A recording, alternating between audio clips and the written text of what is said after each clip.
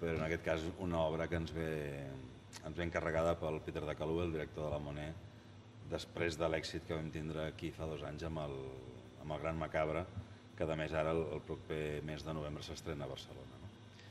Va tindre molt d'èxit i es va animar en seguida a oferir-nos un altre projecte, i aquí estem amb aquest Edipus d'Enescu.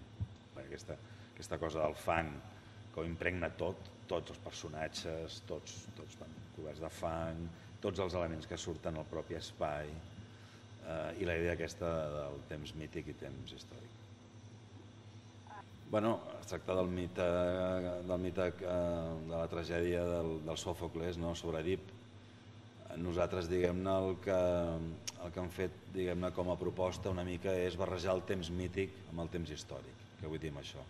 És a dir, ens vam plantejar el fet, diguem-ne, com a idea de clàssic és allò que té uns valors que perduren a través del temps, i ens vam plantejar per què no fer viatjar aquest Edipus a través del temps fins avui, passant per diferents èpoques.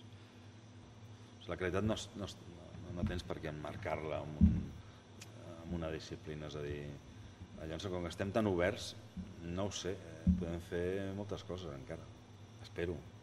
És a dir, però moltes vegades ve per, diguem-ne, per pròpia inquietud teva personal, i moltes vegades perquè hi ha gent que diu, ostres, vols dir que la Fura no...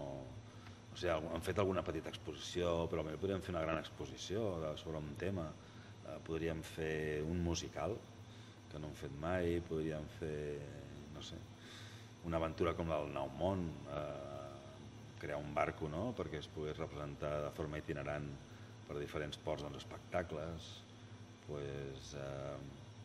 Jo crec que hi ha moltes coses per fer.